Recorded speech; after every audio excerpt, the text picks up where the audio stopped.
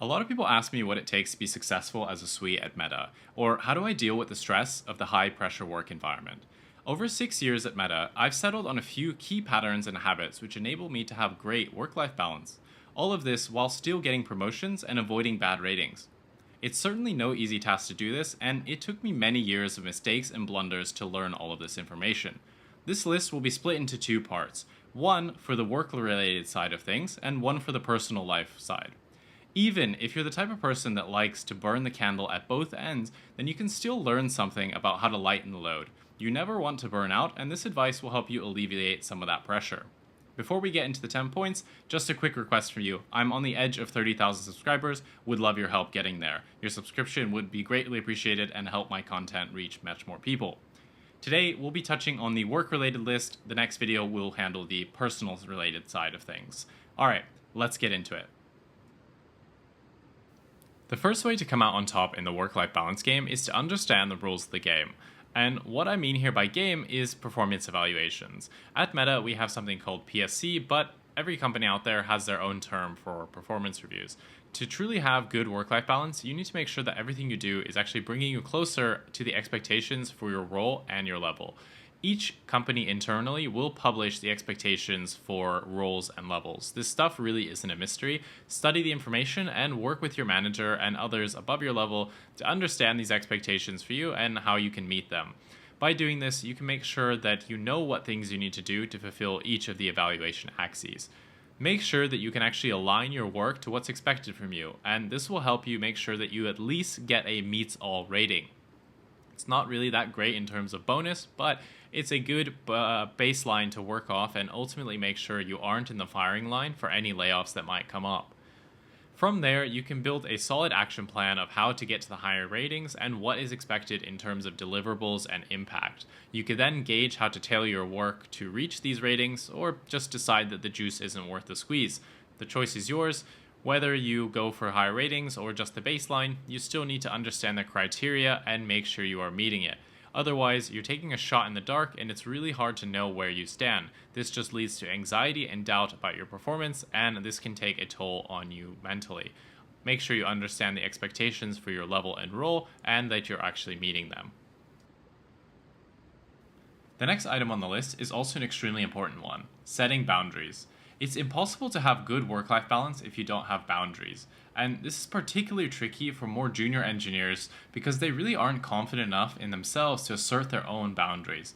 Now, what exactly am I talking about? Let's consider some examples.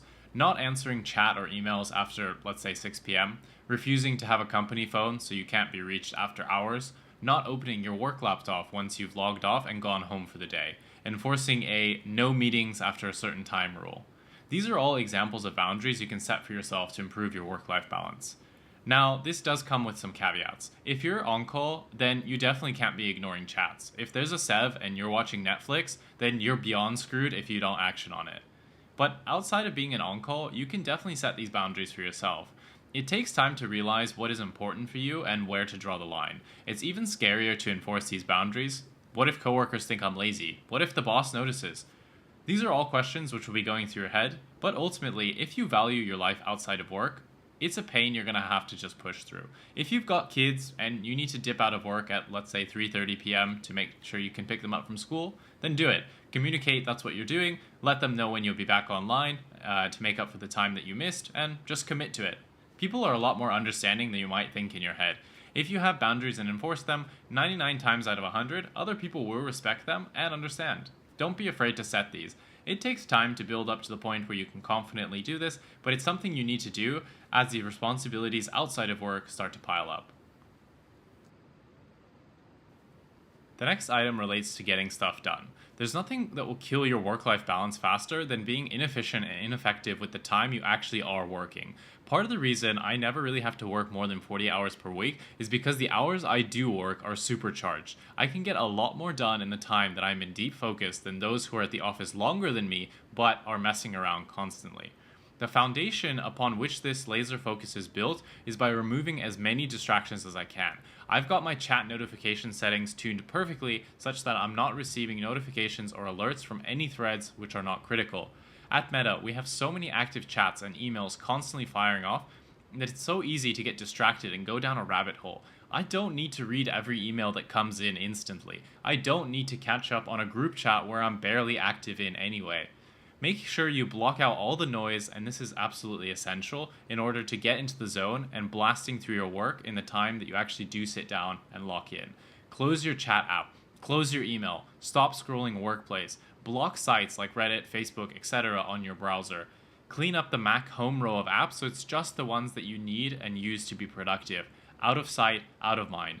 Put your phone in your backpack or on Do Not Disturb/airplane mode. Give yourself the best chance of being productive when you actually do sit down to work. If it helps you, move to a hot desk in a quieter part of the office. Go to the office earlier so there's less people. Invest in a quality pair of noise-canceling headphones. Whatever it takes to make sure that you are the least distracted. When it's time to work, work hard, so that when the tasks are done for the day, you can leave the office feeling productive and accomplished. Software engineers are a very strange breed. Let's be honest, we like to get into debates and arguments over technical topics, sometimes over very pedantic and mundane details.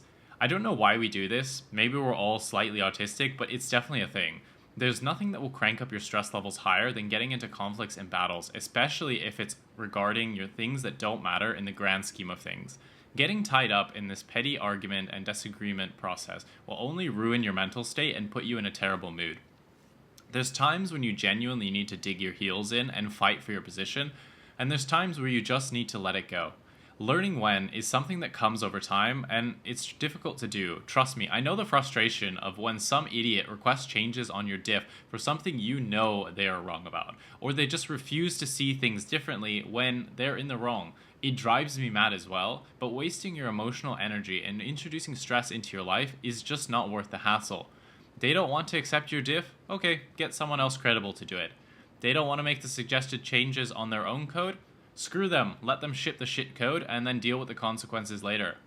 They don't want to listen to the consensus about which technology to use for a product? Cool, whatever. They can clean up the mess later and their performance review will be affected. Not your problem. Learn when to walk away. I know it's in our blood as software engineers to always want to be right and win technical arguments, but sometimes it just isn't worth it. Move on.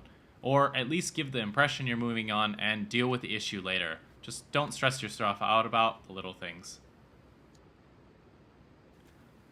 Item number 5 on the list is to master your tools. If you want to be a successful Swede that manages their time effectively and gets all of their work done within the 40-hour work week or less, then you need to be highly efficient in the way that you work. If you work with a particular tech stack, then learn it inside and out. Learn all the nuances and intricacies of it. Learn how to use all of the powerful internal tooling at your disposal. Figure out the pain points in your workflow and come up with solutions to them to speed things up. Master the day-to-day things that you do and learn the best and fastest ways to get your work done. If you want to have good work-life balance, but you still need to get all your work done, then the only way to do this is to make the most of the time that you actually spend working, and you make sure it's utilized properly. Take the time to build up your deep knowledge of the things you work with. Become a subject matter expert and leverage this to your advantage. The more time you need to spend searching Stack Overflow, looking at other code references, referring to the documentation, the less time you actually have to code and get things done. And for God's sake, when you're trying to build mastery, stop using AI to generate your code for you. You'll never build the muscle memory required to learn anything, and you're just sowing big problems for yourself down the line when you realize that without ChatGPT, you can't do anything. Sure, use AI to unblock yourself, but don't use it as a crutch. In the coming years, we're going to see a lot of useless devs who can't function without AI agents. Don't be one of these people. Master your tools, optimize your workflow. And that concludes part 1. Next video, we'll touch on the personal aspects. I hope you found this video informative and learned something. Let me know which point resonates with you the most and what you do to achieve good work-life balance. I'll see you in the next video, and thanks again for watching to the end. Bye.